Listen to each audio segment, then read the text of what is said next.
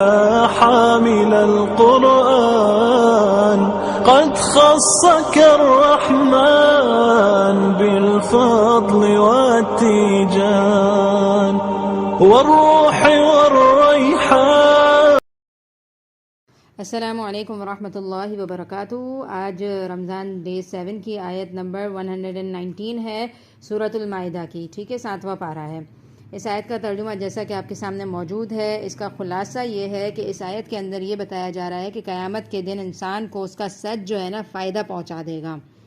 تو بیسیکلی پھر بشارت دی جا رہی ہے کہ اس کے لیے جنات ہیں اور اللہ ان سے راضی ہو جاتے ہیں اور وہ اللہ سے راضی ہیں، اور یہ بہت بڑی کامیابی ہے.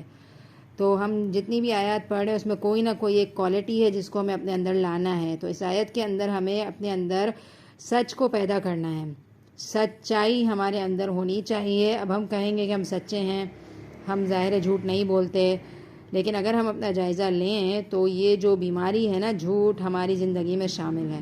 اور انفارچونیٹلی جو چیز ہماری زندگی میں شامل ہوتی ہے، جو ہماری ہیبٹ کا حصہ بن جاتی ہے، وہ ہم نہ چاہتے ہوئے بھی اپنے بچوں میں اور اپنی نسلوں میں فیڈ کر دیتے ہیں. تو بہت ضروری ہے کہ ہم اپنی اس چیز کی کریکشن کریں. قرآن میں بھی بیشتر مقامات پر سچائی کی صفت کو پسند کیا گیا ہے، اور احادیث کی روشنی سے بھی جھوٹ کی ہلاکتیں ہمارے سامنے واضح ہیں.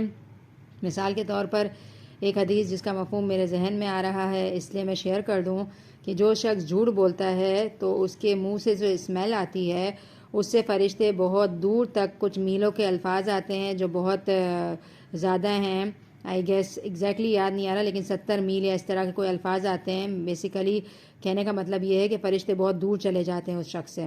آپ سوچیں کہ اگر ہمارے سے فرشتے دور ہو جائیں تو پھر ہم پر رحمتیں اور برکتیں کہاں سے آئیں گی. تو ہم چیک کریں کہ ہم جھوٹ کہاں کہاں بولتے ہیں. کسی نے پوچھا یہ کام آپ نے کر لیا، اب ہم نے نہیں کیا، لیکن اب ہم کیسے منہ پہ بولیں کہ نہیں کیا ہم نے. ہم جھوٹ کہہ دیتے ہیں ہاں ہم نے کر لیا، پھر وہ دیکھے یا نہ دیکھے ہمیں کیا فرق پڑتا ہے اس سے. پھر فون آ رہا ہے، ہمیں بات کرنے کا دل نہیں ہے تو بچے کو ہی ہم کہہ دیتے ہیں کہ بول دو کہ میں گھر پہ نہیں ہوں، یا کوئی آیا ہے تو بھی اس طرح کا ہمارا بیہیویئر ہوتا ہے. تو جھوٹ کیوں بول رہے ہیں ہم؟ کیا ہم منافق ہیں؟ ہم تو مومن ہیں نا.